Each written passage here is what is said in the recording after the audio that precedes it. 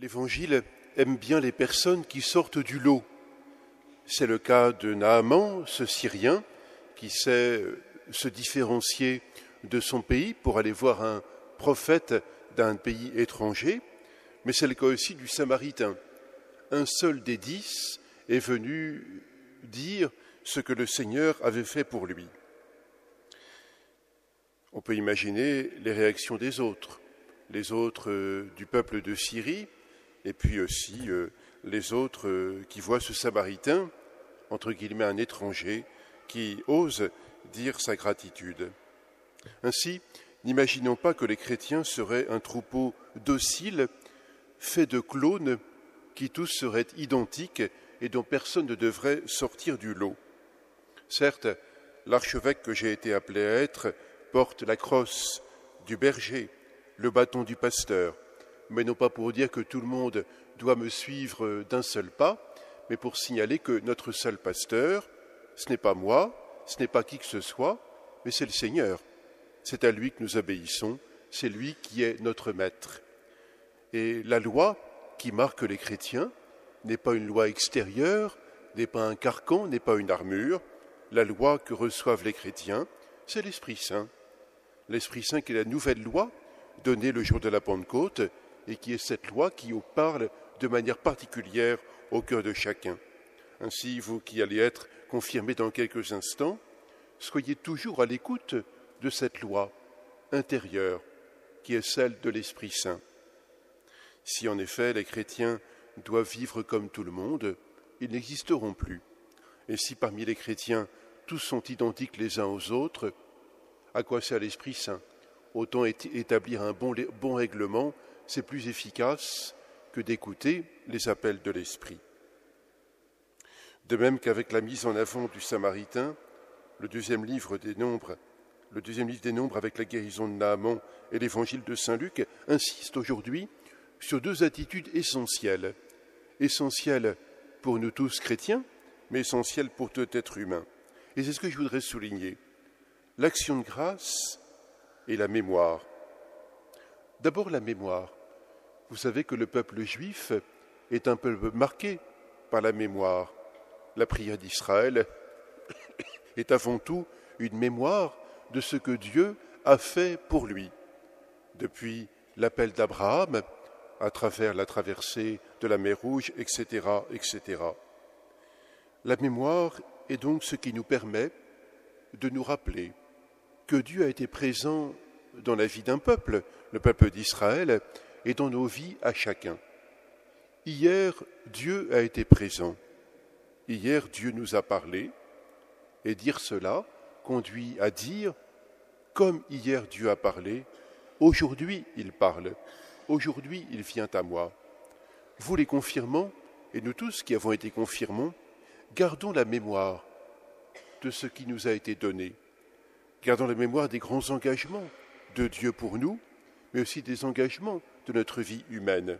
Pour la plupart d'entre vous, c'est l'engagement dans le sacrement du mariage, pour quelques-uns, l'engagement dans la vie consacrée et l'engagement dans la vie de prêtre. Mémoire d'abord du don de Dieu et mémoire aussi de nos propres engagements.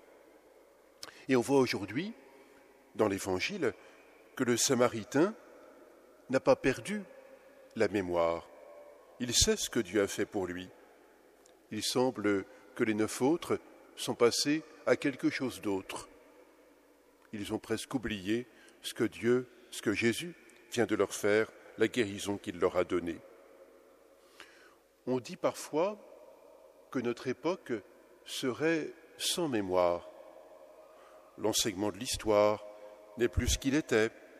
Les enfants et les jeunes ont perdu les repères chronologiques. Surtout, nous vivrions dans l'immédiat, dans l'instantané. C'est sans doute vrai. Les médias n'aident pas toujours à inscrire tel ou tel événement dans une perspective plus longue.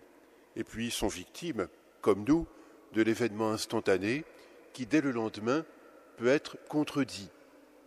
Je vous renvoie à un événement d'actualité très récente. Hier, il semblait, ou on le dit, qu'il y avait cette mémoire longue, qui permettait d'inscrire son présent dans l'histoire d'un peuple et dans l'histoire du monde. Est-ce que ces constats sont vrais? Toutes les mémoires ne sont pas effacées. Des choses demeurent. Pensez à l'électronique. On peut employer plusieurs expressions. On parle de la mémoire vive, de mémoire cachée, de mémoire tampon. Et certains aimeraient que certaines mémoires soient effacées. Je pense ici aux mémoires électroniques. Ils ont dit un propos sur un réseau social, comme on dit, et cela reste inscrit dans cette mémoire toute leur vie. Et il faut porter telle parole ou telle image que l'on regrette pourtant. La mémoire existe encore. Le problème peut-être, c'est qu'elle est devenue une mémoire matérielle, celle des outils, celle des machines, et non plus notre mémoire personnelle. Nous avons perdu, et nous pouvons perdre, toute capacité à décider de ce que nous voulons oublier ou de ce dont nous voulons conserver la mémoire. Aujourd'hui, la Bible, au plan personnel, et pas à travers des outils électroniques, nous appelle à conserver de la mémoire, au sujet de sa propre vie, au sujet de la vie des autres. Naaman et le lépreux samaritain n'ont pas oublié ce que Dieu a fait pour eux. Mais vous percevez tout de suite qu'il y a mémoire et mémoire. Il y a des mémoires qui construisent et des mémoires qui détruisent. Ce dont il faut garder la mémoire, ce n'est pas tant des erreurs et des fautes du passé. Des personnes peuvent parfois être emprisonnées dans le souvenir douloureux de telles fautes, petites ou grandes, peu importe, mais leur psychologie et leur vie peut être complètement emprisonnée dans cette erreur qu'un jour peut-être ils ont commise.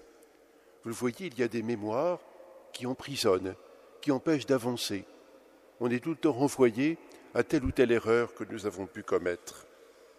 C'est vrai, il ne faut pas oublier le mal ou les erreurs de nos vies. Cela nous enseigne et nous évite de retomber dans les mêmes pièges. Mais cultivons la mémoire des événements heureux de notre vie. Ceux où nous avons pu agir de bonne manière, ceux où une parole juste, grande a pu être donnée. Et puis surtout, c'est vrai par rapport aux autres. Il y a des gens qui ressassent le mal que telle ou telle personne leur a fait. Qu'est-ce que cela entretient? La méfiance? La méfiance pour celui-ci, pour celle-là, ou la méfiance généralisée?